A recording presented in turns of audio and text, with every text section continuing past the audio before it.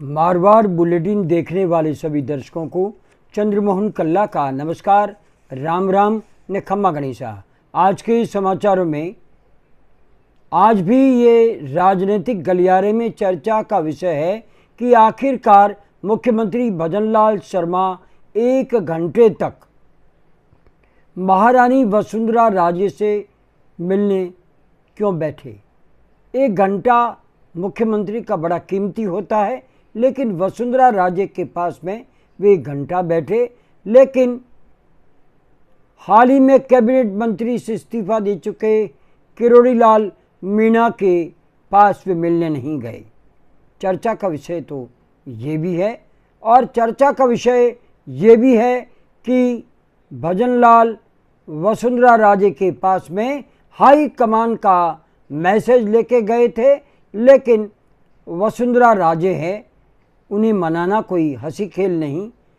वे चाहती है कि नरेंद्र मोदी, अमित शाह और राजनाथ सिंह जैसे नेता उन्हें कहे या उनसे बातचीत करे तो वे कुछ कर सकती है।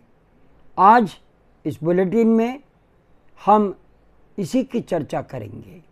तो आइए सुनते हैं भजनलाल और वसुंधरा राजे के बीच की बातचीत और भारतीय जनता पार्टी के हालातों की। भजनलाल आखिर 1 घंटे तक वसुंधरा राजे से क्यों मिले? क्या मजबूरी थी? वसुंधरा को जब वे खुद ही लाइक नहीं करते, कई भाजपा के नेता लाइक नहीं करते, लेकिन राजस्थान की भारतीय जनता पार्टी की सबसे बड़ी नेता तो वसुंधरा राजे है, उन्हें इग्नोर भी नहीं कर सकते। ना बजट की डिस्कशन थी, ना ही अकाल या मौसम की बातचीत थी। ये तय है कि जो भी बातचीत हुई 2 बड़े नेताओं के बीच में, वो राजनीतिक मुद्दे को लेकर के तो हुई ही होगी, क्योंकि इस तरह की बातचीत के लिए ये मंच होता है, न कि मौसम की जानकारी लेने या राज्य में अकाल को लेकर के बातचीत की जाए, राज्य को कैसे चला जाए। ये कोई वसुंधरा राजे और भजनलाल के बीच में जो चर्चा हुई वो हो ही नहीं सकती। आपको बता दें कि उसका असर क्या पड़ा। जुलाई 10 को वसुंधरा राजे विधानसभा में नहीं गई। फिर क्या बात भजनलाल करने गए थे? क्योंकि अगर बजट की जानकारी लेनी थी और भजनलाल को उन्होंने कुछ शगुफा दिया भी होगा, कुछ मंत्रणा की भी होगी, तो वे ज़रूर विधानसभा के बजट सत्र में 10 जुलाई को मौजूद रहती। वे नहीं आई। 4 साल में इग्नोर रखी गई वसुंधरा राजे फिर क्या ये मान लेगी कि भजनलाल ने कहा और वे सर पर दौड़ी राजनीतिक गलियारे में आ पहुंचेगी और भजनलाल का सपोर्ट करेगी? शायद नहीं। वसुंधरा लोकसभा में कहीं नहीं गई, तो लोकसभा में चुनाव के परिणाम आपके सामने हैं। विधानसभा में वे जमकर के प्रचार के लिए गई, तो उसका परिणाम तो स्पष्ट रूप से आपके सामने है कि आज भजनलाल जिस कुर्सी पर बैठे हैं, वसुंधरा राजे इस कुर्सी पर बैठने वाली थी। राजस्थान में 5 स्थानों पर उपचुनाव है। 3 कांग्रेस के पास में विधायक थे जो सांसद बन गए। 1 आरएलपी का विधायक था, हनुमान बेनीवाल, वे सांसद बन गए। और 1 भारतीय आदिवासी पार्टी के पास सीट थी और वे भी सांसद बन गए।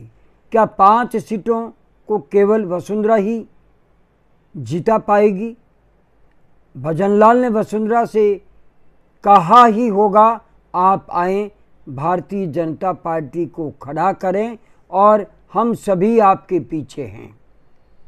निसंदेह वसुंधरा ही नहीं, किरोड़ी लाल मीणा जैसे नेता भी विधानसभा के सत्र में गायब दिख रहे हैं।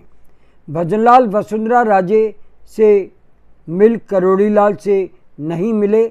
किरोड़ी व वसुंधरा के बीच में कैसा रिश्ता है ये सभी जानते हैं, लेकिन वसुंधरा से मिलने व किरोड़ी से नहीं मिलने को लेकर के भारतीय जनता पार्टी राजनीति में भूचाल आ गया है। लेकिन भाजपा देरी से जागी। हाईकमान का दूत बनकर भजनलाल महारानी के पास पहुँचे, लेकिन इसमें बहुत देर हो चुकी थी। बाद में भाजपा को समझ में आ गया कि बिना महारानी के राजस्थान नहीं जीता जा सकता। आखिरकार राजस्थान में भाजपा को महारानी वसुंधरा राजे की वैल्यू का पता चल गया है।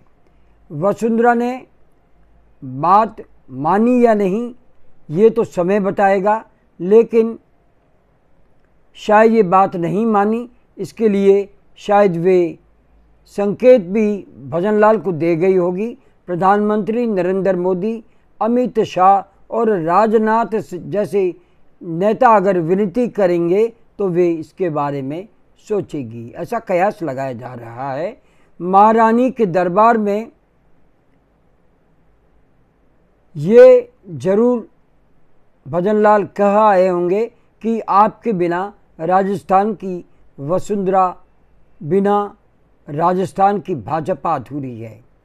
लेकिन वे इस मुगालते में नहीं हैं। वे चिकनी चुपड़ी बातें करने को लेकर के भी कोई ज़्यादा उन पर फर्क नहीं पड़ा है। और राजस्थान में बीजेपी को बचाना है तो ये भी मान करके चलेंगे कि वसुंधरा राजे को तुरंत बड़ी जिम्मेदारी राजस्थान में देनी होगी, वरना 5 सीटें फिर से भाजपा हार सकती है। भाजपा की हालत पतली है, क्योंकि विधानसभा का जो वर्तमान में सत्र चल रहा है, 80 ध्यान आकर्षण प्रस्ताव तो बीजेपी के विधायकों ने ही रख करके सरकार को ही घेर लिया है। ऐसा लगता है कि भजनलाल सरकार के विरुद्ध विधायक लामबंद है और इसका खतरा भजनलाल को हो गया है। विपक्ष तो विरोध कर ही रहे हैं, लेकिन भाजपा विधायकों का विरोध वास्तव में आश्चर्यजनक कहा जा सकता है।